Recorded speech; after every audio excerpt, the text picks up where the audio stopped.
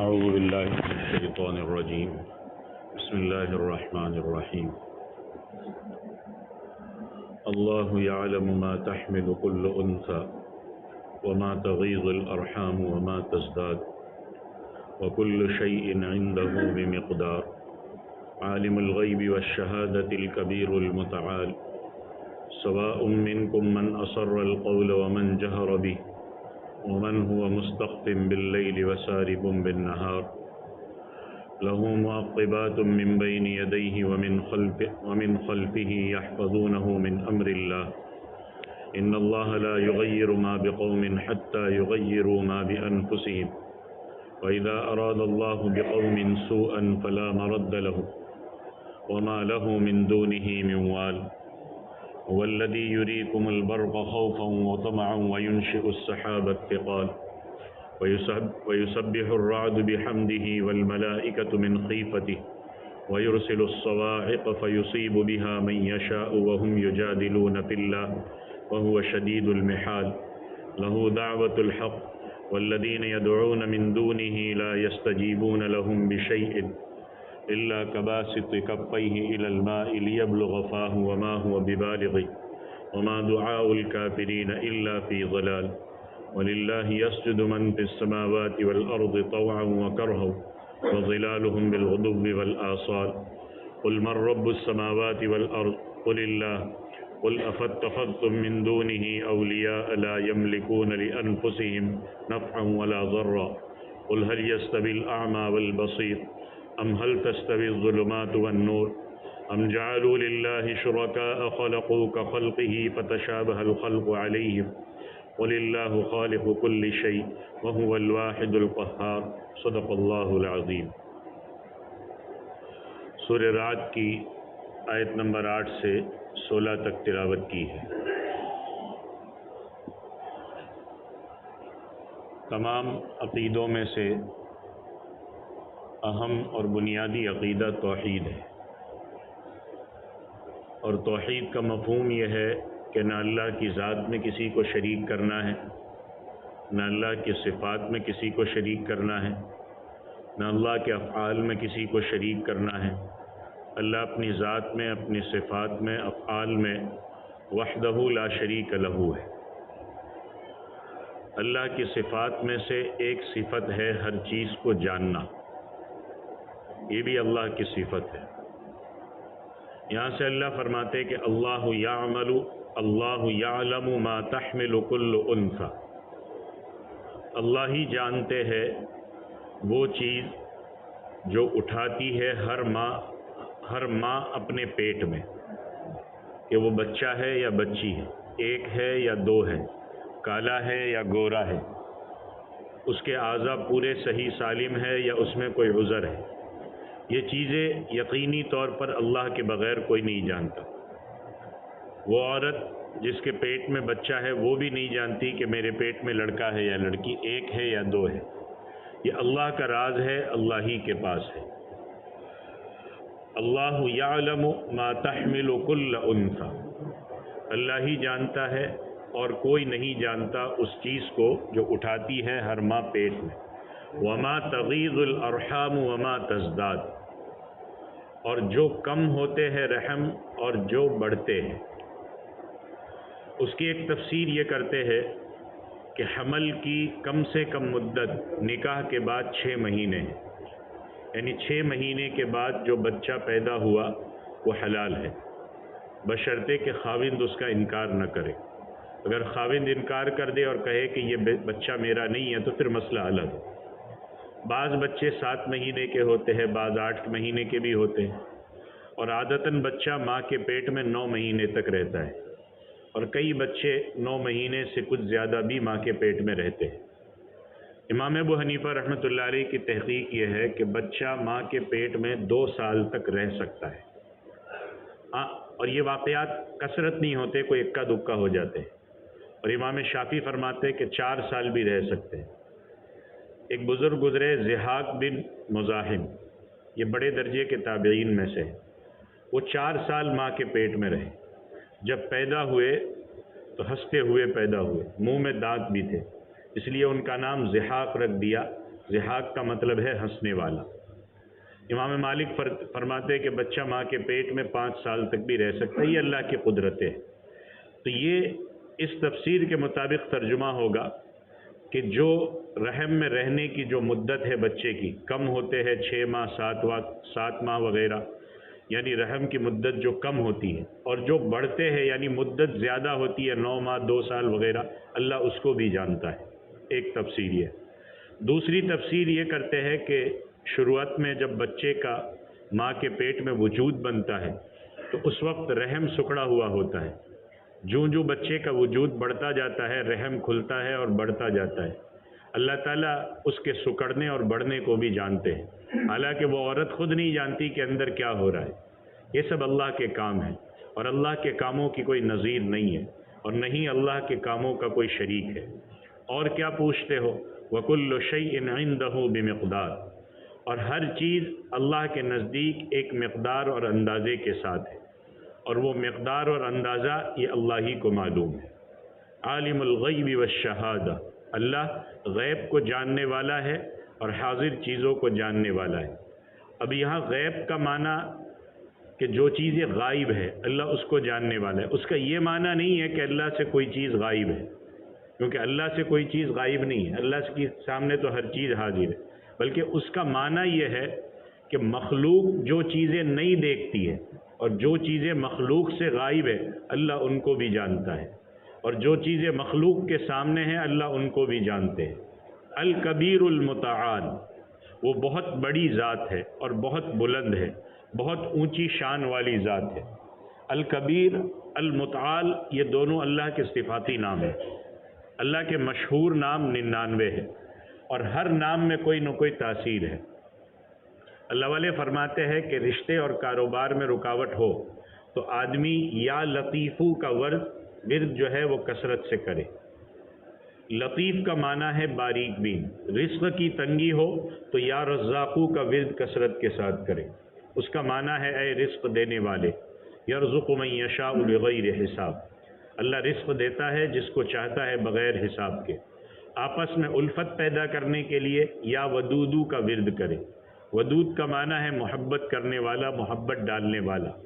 اور اگر کسی کو زیادہ غصہ آتا ہو تو یا حلیمو کا ورد کرے، اس کا معنی ہے برداشت کرنے والا۔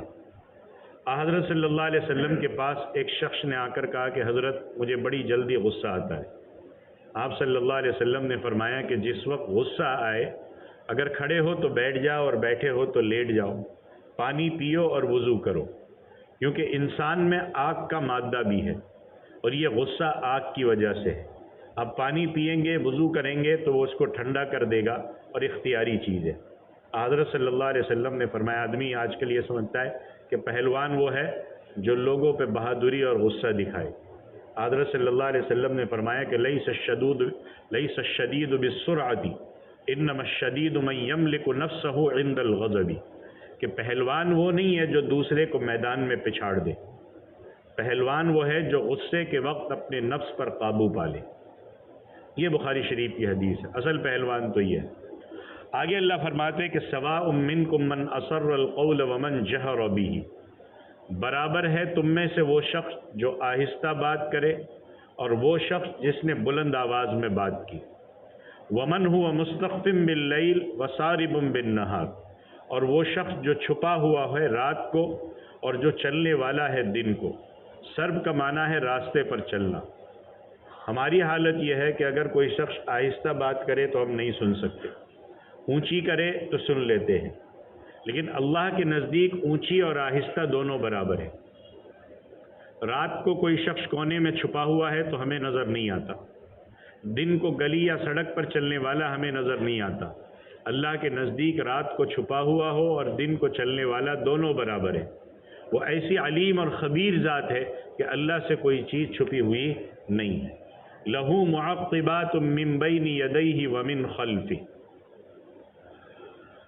فرمایا کہ اللہ کے لیے آگے پیچھے آنے والے فرشتے ہیں۔ ہا معقبات من بین یدیہ ومن خلفہ، ہا کی ضمیر کا مرجع انسان کو بھی بنایا گیا ہے، تو معنی یہ ہوگا کہ اس بندے کے لیے آگے پیچھے آنے والے فرشتے ہیں۔ اور ہا ضمیر کا مرجع لفظ اللہ کو بھی بنایا گیا ہے جو اللہ یعلم میں ہے، تو اس وقت معنی ہوگا اللہ ہی کے لیے ہے وہ فرشتے جو یکے بعد دیگرے آتے، یحفظونہ من امر اللہ، وہ فرشتے کیا کرتے ہیں؟ بندے کی حفاظت کرتے ہیں اللہ کے حکم سے۔ ہر مرد عورت، بوڑھے جوان، تندرست بیمار کے ساتھ، مومن اور کافر کے ساتھ رات دن میں فرشتے لگے ہوئے رہتے ہیں، ان کی ڈیوٹیاں بدلتی ہے، وہ آتے ہیں ان کی حفاظت کرنے کے لیے، مختلف کاموں پر لگے ہوئے ہیں، چاہے وہ مومن ہو کافر ہو، اللہ فرشتوں سے اس کی حفاظت فرماتے ہیں۔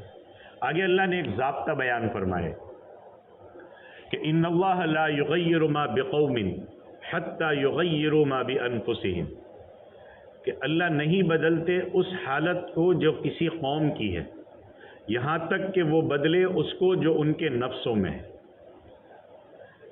جب تک کوئی قوم اپنی اصلاح کی نیت نہیں کرے گی اس وقت تک اللہ ان کی حالت نہیں بدلیں گے، جبراً اللہ کسی کی حالت نہیں بدلتے۔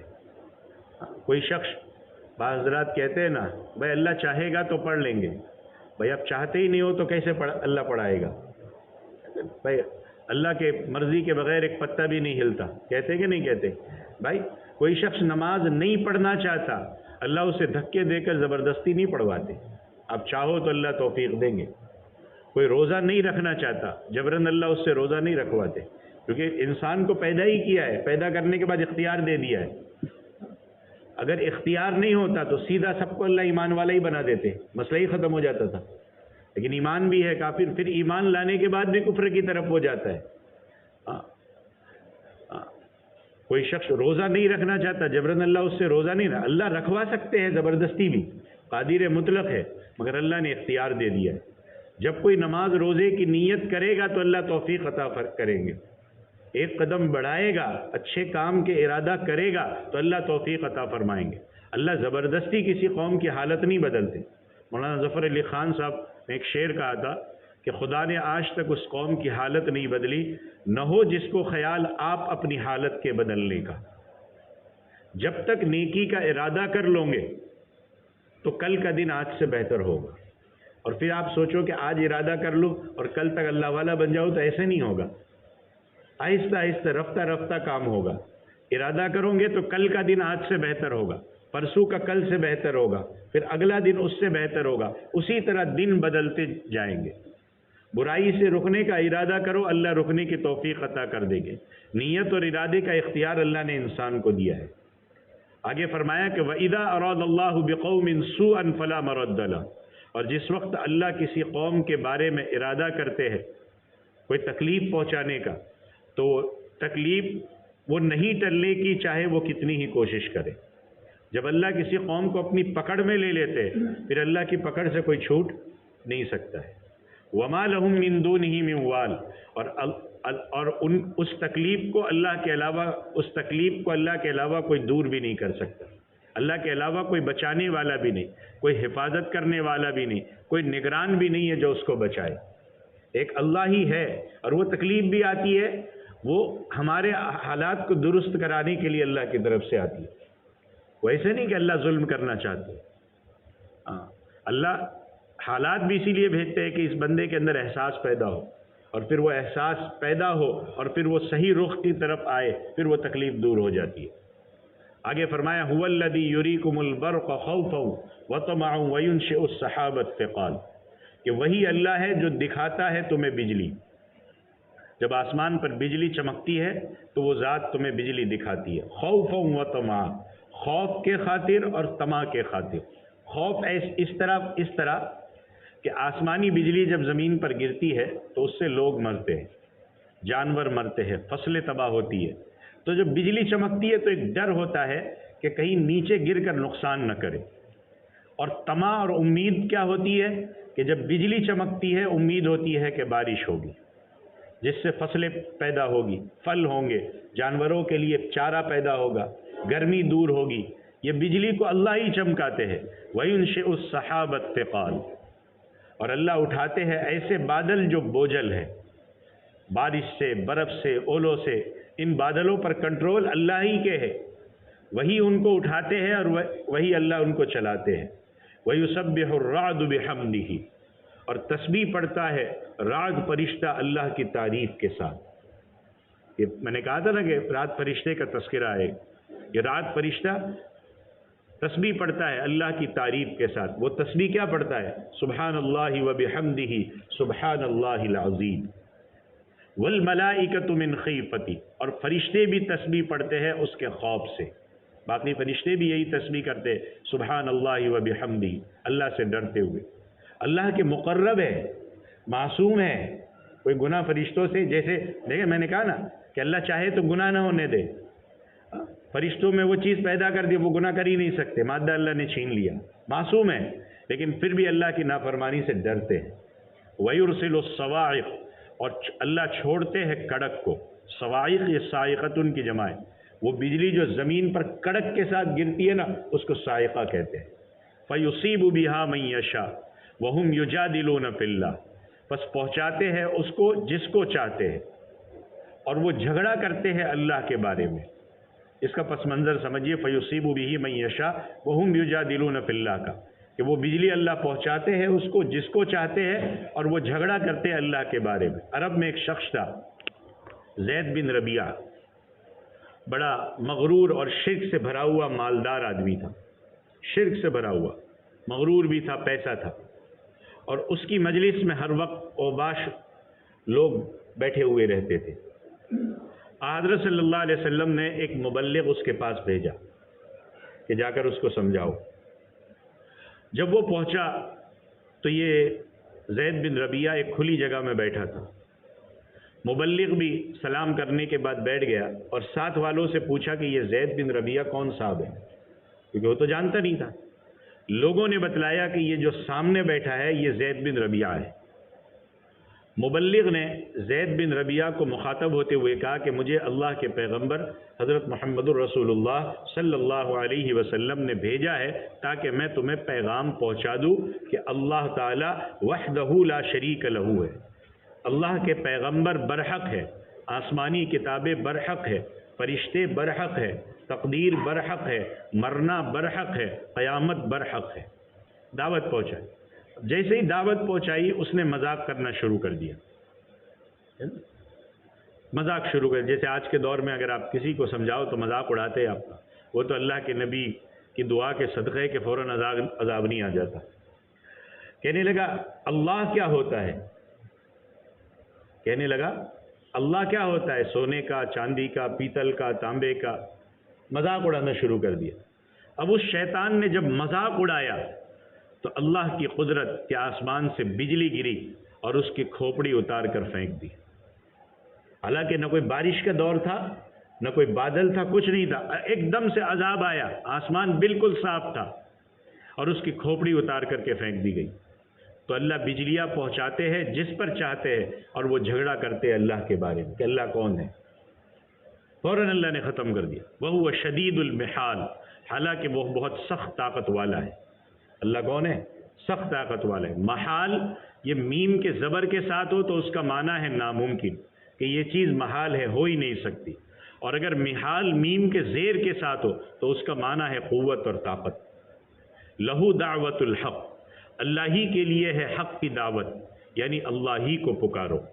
والذین یدعون من دونہ، اور وہ لوگ جو پکارتے ہیں اللہ کو چھوڑ کر اوروں کو، یعنی اللہ کے سوا دوسروں کو حاجت روا مشکل کشا سمجھ کر ان کو پکارتے اور ان کے سامنے ہاتھ پھیلاتے، اللہ کہتے لا یستجیبون لہم بشیء، میری نہ سنو اللہ کی تو سن لو، میری نہ سنو اللہ کی تو سن لو۔ اللہ کہتے ہیں کہ تم اللہ کو چھوڑ کر اوروں کو پکارتے ہو، وہ نہیں قبول کر سکتے ان کی دعاؤں کو کچھ بھی، وہ ان کے کام نہیں آ سکتے۔ کیوں؟ کیونکہ ان کے پاس خدائی اختیارات نہیں ہے، خدائی اختیارات صرف اللہ کے پاس ہے۔ اللہ نے خدائی اختیارات مخلوق میں سے کسی کو نہیں دیے۔ اللہ کے سوا جن کو یہ حاجت روا مشکل کشا سمجھتے وہ ان کا کوئی کام نہیں کر سکتے۔ اللہ نے سمجھانے کے لیے فرمایا کہ اس کو ایسا سمجھو کہ الا کباسط کفیہ الی الماء لیبلغ فاہ، کہ اس کو ایسا سمجھو کہ مگر ایسے جیسے کوئی پھیلانے والا ہو اپنے دونوں ہاتھوں کو پانی کی طرف، تاکہ وہ پانی پہنچ جائے اس کے منہ میں۔ ایک آدمی دریا نہر کے کنارے کھڑے ہو کر دونوں ہاتھوں سے پانی کو کہتا ہے کہ تو میرے منہ میں آ جا، تو صرف کھڑے ہو کر کہنے سے کیا وہ پانی منہ میں آ جائے گا؟ نہیں آئے گا نا۔ سارا دن بھی کہتا رہے تو ایک قطرہ بھی اس کے منہ میں نہیں آئے گا۔ اللہ فرماتے وما هو ببالغ، وہ اس تک پہنچنے والا نہیں ہے، وہ اپنی رو میں پانی بہتا ہے اور بہتا رہے گا، کنویں میں ہے تو وہی ٹکا رہے گا۔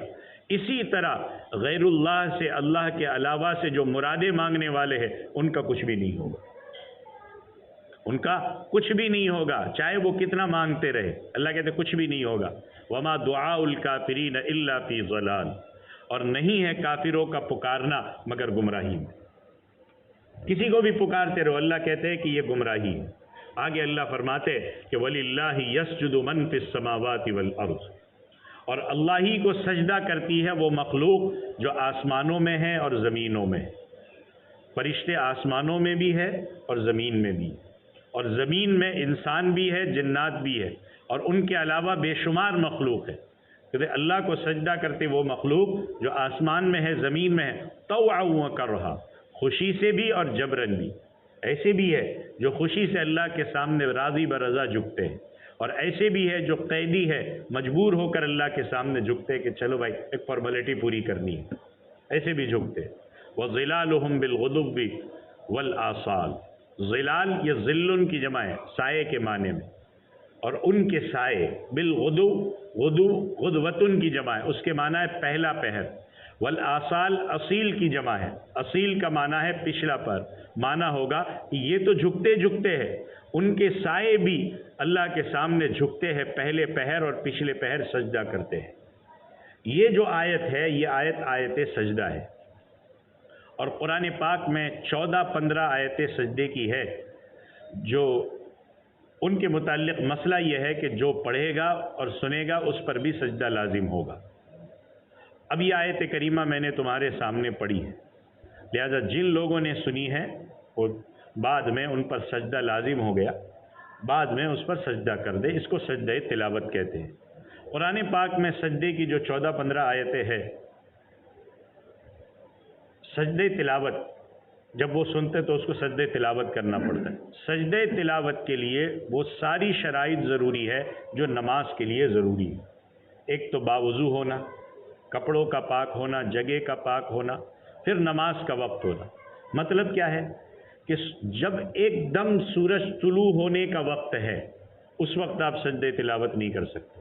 ایک دم جو پہلے سے 1 گھنٹے پہلے سے نہیں، ایک دم جو 5-10 منٹ کا وقت ہے کہ اب سورج طلوع ہونے والا ہے، اب آپ نہیں کر سکتے۔ غروب ہونے کے وقت آپ سجدہ تلاوت نہیں کر سکتے، ایک دم غروب۔ دوپہر کا زوال کا وقت ہے جو 5-10 منٹ کا، اس وقت آپ نہیں کر سکتے۔ ہاں، فجر کی نماز ہو گئی، اس کے بعد اب بہت اچھا خاصا 20-30-40 منٹ کا وقت رہتا ہے، اس میں آپ سجدہ تلاوت فوراً کرنا چاہو فوراً تو آپ کر سکتے ہو، کیونکہ واجب ہے۔ ہاں، اسی طرح عصر کی نماز کے بعد فوراً آپ سجدہ تلاوت کر سکتے، لیکن عین جب سورج طلوع اور غروب کا وقت ہو اس وقت نہیں کر سکتے۔ آپ اس وقت فوراً جنازہ بھی پڑھ سکتے ہو، کیونکہ جنازہ فرض کفایہ ہے۔ آپ فجر کی نماز کے فوراً بعد اور عصر کی نماز کے فوراً بعد آپ قضا نماز بھی پڑھ سکتے ہو، نفلی نماز نہیں پڑھ سکتے۔ قضا نماز جو ہوئی آپ کی وہ آپ پڑھ سکتے ہو۔ صبح صادق سے لے کر طلوع آفتاب تک اور عصر کی نماز کے بعد سے لے کر غروب آفتاب تک جب ہو رہا ہے اس وقت تک قضا نماز، سجدہ تلاوت، جنازہ وغیرہ سب صحیح ہے۔ یہ نہیں کہ فجر کے بعد فوراً اب کوئی نماز نہیں ہے، ایسا نہیں۔ آپ قضا پڑھنا چاہو آپ پڑھ سکتے ہو، عصر کے بعد آپ قضا پڑھنا چاہو پڑھ سکتے ہو۔ سجدہ تلاوت مثال کے طور پر فجر کی صبح میں سنت چھوٹ گئی اور آدمی فرض نماز میں آ گیا، پڑھ سکتے ہیں۔ فرض پڑھنے کے بعد بہت سے لوگ کیا کرتے ہیں کہ بھائی وہ سنت پڑھنی چاہیے، سنت پڑھ سکتے۔ ایسا مسئلہ ہے کہ اس میں روز کی عادت نہیں بنانا چاہیے۔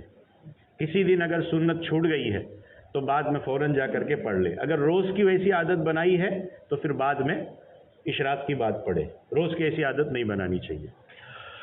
سجدہ تلاوت اب ادا کرنے کا طریقہ کیا ہے؟ سجدہ تلاوت ادا کرنے کا طریقہ یہ ہے کہ اللہ اکبر کہہ کر کے اپنے آپ کو نیت باندھنی ہے۔ بعض حضرات کے اللہ اکبر کہہ کر کے نیت باندھے، نیت نہیں باندھنی ہے، بس نہ ہاتھ اٹھانے، کچھ بھی نہیں کرنا ہے، کچھ بھی نہیں کرنا ہے۔ اللہ اکبر صرف جیسے آپ رکوع سے کیسے کھڑے رہتے ہو، بغیر نیت بغیر ہاتھ اٹھائے ہوئے صرف سجدے تلاوت کی نیت ایسے ہی اللہ اکبر کہتے ہوئے آپ کو سجدے میں چلے جانا ہے. 3 دفعہ 5 دفعہ 7 دفعہ تسبیحات پڑھو، پھر اللہ اکبر کہہ کر کے آپ سر اٹھا لو، یا تو سیدھے کھڑے ہو جاؤ یا تو بیٹھ جاؤ، بس اتنا ہی کافی ہے. نہ اس میں التحیات ہے نہ اس میں سلام پھیرنا ہے. سیدھے سجدے میں چلے جاؤ، سیدھے کھڑے ہو جاؤ، بس یہی ہے سجدے تلاوت کا طریقہ. اگر آیت سجدہ پڑھتے وقت کسی کو یاد نہ رہے یا اس وقت وضو نہ ہو تو بعد میں ادا کر لیں، لیکن کر لے، اس کو چھوڑے نہ، یہ اس کے ذمہ لازم ہے. آگے چلیے، اللہ تعالیٰ فرماتے ہیں کہ قل من رب السماوات والارض، کہ اے نبی کریم صلی اللہ علیہ وسلم آپ کہہ دے کہ ان سے پوچھے کون ہے تربیت کرنے والا آسمانوں کا اور زمین کا. یہاں رب کا لفظ ہے رب السماوات. رب کا معنی ہے تربیت کرنے والا، پالنے والا، اور تربیت کے لیے بہت کچھ چاہیے. پانی چاہیے، ہوا چاہیے، لباس چاہیے، اور بے شمار چیزیں تربیت کے لیے ہیں. یہ تمام ضرورتیں کون پوری کرتا ہے؟ اس مخلوق کی جو آسمانوں میں ہے، فرشتے یا اور جو بھی مخلوق ہے، اور زمین میں جو مخلوق ہے، سب کی تربیت کرنے والا، پالنے والا کون ہے؟ اللہ. قل اللہ، آپ خود کہہ دیں کہ اللہ ہی رب ہے. اگر کوئی شخص رب کے جو لفظ ہے، رب کا جو لفظ ہے نا، رب کے لفظ کا مفہوم اگر سمجھ لے تو شرک کے قریب نہیں جائے گا انشاءاللہ. پالنے والی جتنی چیزیں ہیں وہ ساری رب پیدا کرتا ہے، اور کسی کے پاس کیا رکھا ہے تربیت کے لیے؟ اور کوئی کر ہی نہیں سکتا اللہ کے سوا. قل افاتخذتم من دونه اولیاء لا یملکون لانفسهم نفعا ولا ضرا، کہ آپ کہہ دے کہ کیا پس تم نے بنا لیے اللہ کے علاوہ اور کارساز اور حاجت روا اور مشکل کشا اور فریاد رس اور دستگیر، اور تم نے بنا لیے. اللہ کہتے ہیں جن کو تم نے بنائے ہیں وہ خود اپنے آپ کے لیے نفع اور نقصان کے لیے مالک نہیں ہے، وہ تمہارا کیا کریں گے؟ لا یملکون لانفسہم نفعا ولا ضرا، وہ خود اپنے مالک نہیں ہے، وہ تمہارے کیا کریں گے؟ آگے اللہ کہتے ہیں قل هل یستوی الاعمی والبصیر، آپ کہہ دے کیا اندھا اور آنکھوں والا برابر ہے؟ اندھے سے مراد کافر مشرک نافرمان ہے، اور آنکھ والے سے مراد مومن اور موحد ہے. یعنی کیا کافر اور مومن برابر ہے؟ ہم هل تستوی الظلمات والنور، کیا برابر ہے اندھیری اور روشنی؟ جس طرح اندھیرے اور روشنی کا فرق ہے، اندھے اور بینے کا فرق ہے، اسی طرح مومن اور کافر میں فرق ہے، موحد اور مشرک میں فرق ہے.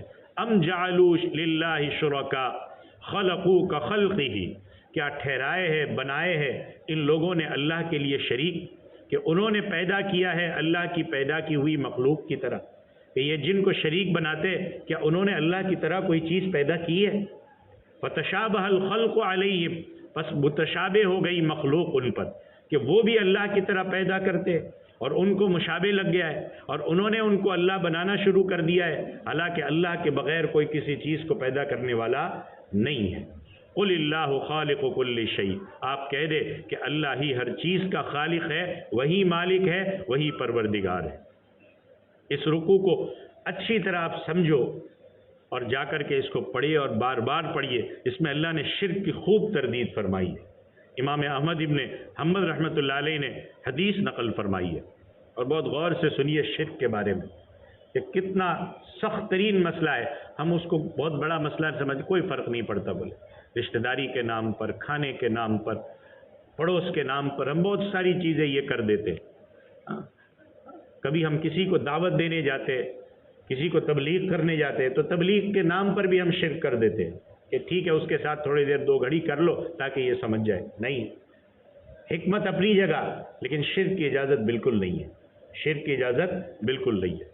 امام احمد ابن حنبل نے ایک حدیث نقل فرمائی ہے کہ 2 آدمی جا رہے تھے. آگے ایک مقام پر مشرکوں نے اڈا بنایا ہوا تھا، اور وہاں موٹے تازے کھانے پینے والے ملنگ تھے.